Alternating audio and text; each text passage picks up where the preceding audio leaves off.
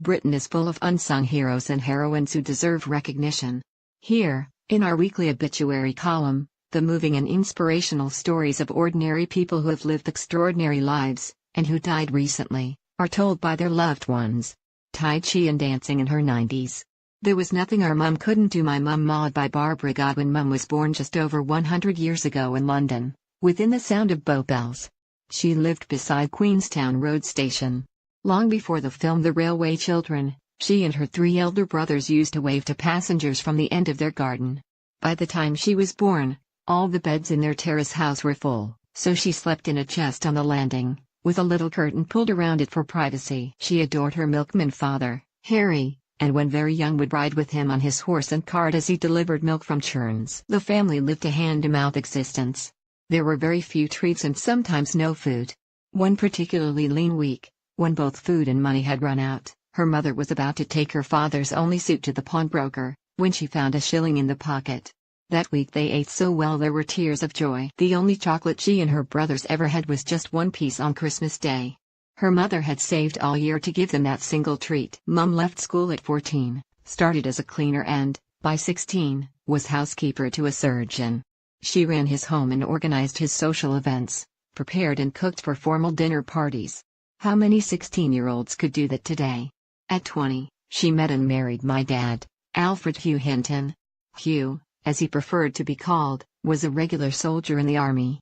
Their honeymoon, in a hotel in London, lasted just one night, because our dad had to return to duty the following day. He was at Dunkirk and fought in the desert with Field Marshal Montgomery's 8th Army. But he came back regularly on leave, and Mum and Dad used to love the exhilaration of walking the streets during bombing raids. Meanwhile, their family grew. I was born on December 7, 1941, the day the Japanese bombed Pearl Harbor. My sisters followed in 1944 and 1946. Somehow, when World War II ended, Dad came back to us unscathed. He worked as a postman while Mum joined the GPO, now BT, becoming a trainer and supervisor of telephonists. There was nothing Mum couldn't do: decorating, upholstery, dressmaking, knitting and crochet. Plus, for every special occasion in the family, she would bake the most amazing celebration cakes. Her swan song was a magnificent 3-tier wedding cake with intricate sugar icing for one of her many grandchildren. She was 93 then and danced at the wedding with her stick for support. She was still doing Tai Chi in her 90s, for goodness sake. She had no formal education after the age of 14, and every one of her skills was self-taught. A truly remarkable and determined lady and a wonderful mum, she was always helping family, friends and those in need. After retiring she made beautiful soft toys to raise money for the NSPCC, which she supported for 30 years, and also helped old people at the hospital when she herself was in her 80s. She didn't know how to be idle. Mum's was a hard life, but fulfilling, a life well lived. She gave generously and was loved by everyone, but particularly Dad, who died in 1986. On their 41st wedding anniversary, he was still writing her the most beautiful love letters. Maud Mary Hinton, born October 14, 1917, died August 27, 2017, aged 99. Best pal with a wicked sense of humor. My Friend Nikki by Jackie Capper. Nikki and I met 25 years ago when our children were at primary school together in Hornchurch. She had 3 boys, Matt, James and Tom, I had 2, and we all became best friends. The boys played together every day and Nikki and I were in and out of each other's houses constantly. She was up for anything and made everything fun. She loved fancy dress, was always the first on the dance floor, particularly if it was ABBA, was always laughing and she loved being the center of attention. My boys thought the world of her. She always had time for everyone else. She would listen to anyone's problems, but rarely moaned about her own, even though she suffered some terrible blows.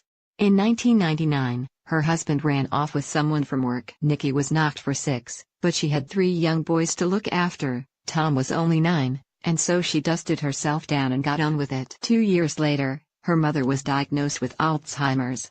Nikki was amazing. She managed to bring up her 3 boys and work full-time as a carer. Her patients adored her and always used to buy her presents and take her out to lunch. In December 2009, Nikki was diagnosed with breast cancer.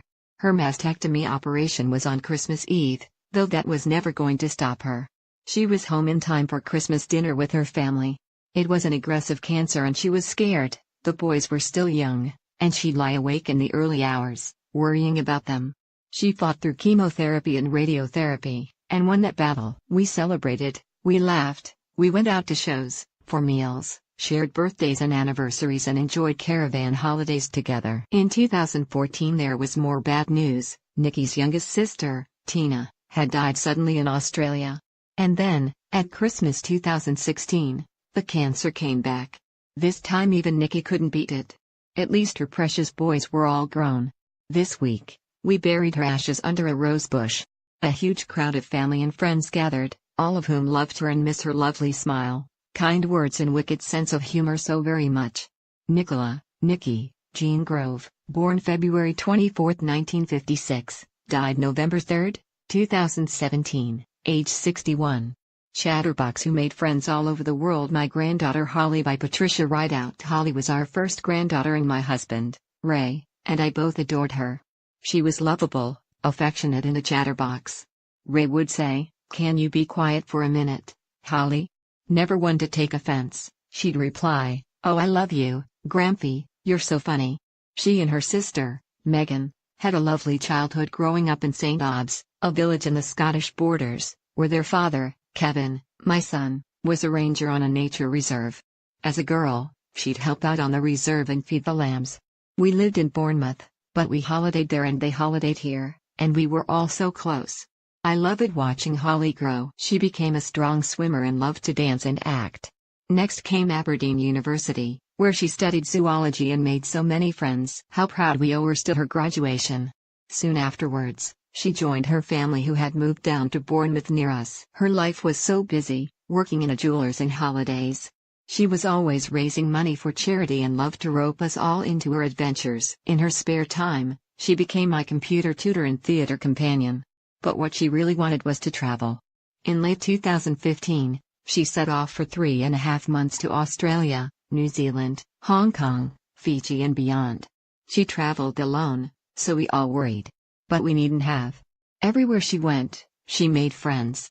She did everything: skydiving, bungee jumping, scuba diving, the lot. On her return she worked on the Studland Nature Reserve in Dorset, sometimes with her dad, and started planning her next adventure. It wasn't to be. It all fell apart in autumn 2016. After suffering headaches and blurred vision, she was diagnosed with a grade 4 brain tumor. A prognosis was 12 months to 5 years, but she was incredibly courageous. I still can't believe how brave that girl was. The treatment, chemotherapy and radiotherapy, was tiring. But mostly, Holly was still smiling. She even insisted on a family trip to Paris. They had a wonderful time, but Holly was tired and had started suffering back pain. The day after they returned, she was back in hospital where she was admitted to the Macmillan unit. The cancer had spread to her spine and there was nothing more doctors could do. 4 weeks later, Holly died at home, with all her family around her. It felt so unfair. She was only 28. After she died, tributes arrived from all over the world. All had the same theme: what a wonderful young woman Holly was. But we already knew that. I will always love her and never forget her.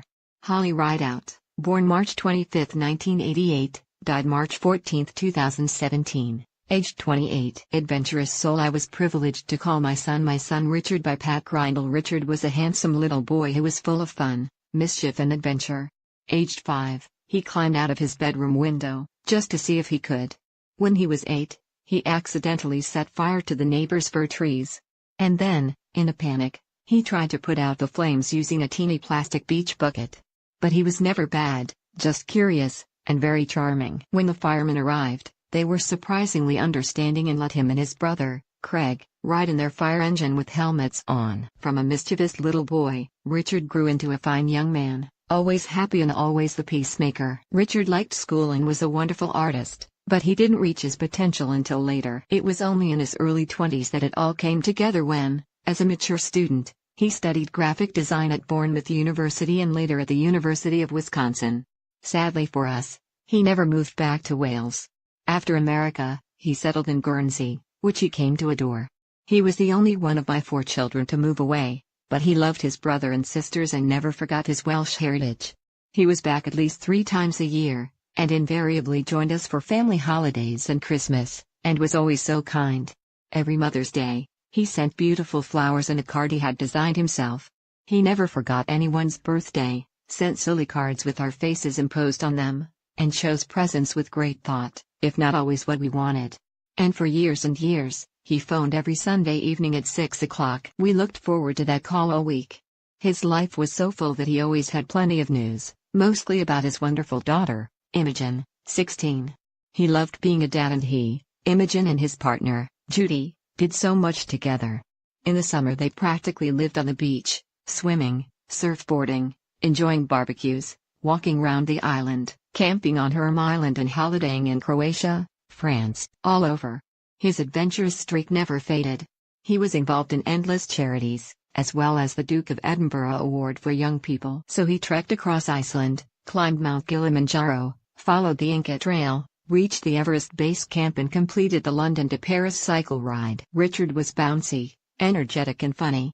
One minute he was with us, planning his next mountain climb, packing his life full. The next he was gone.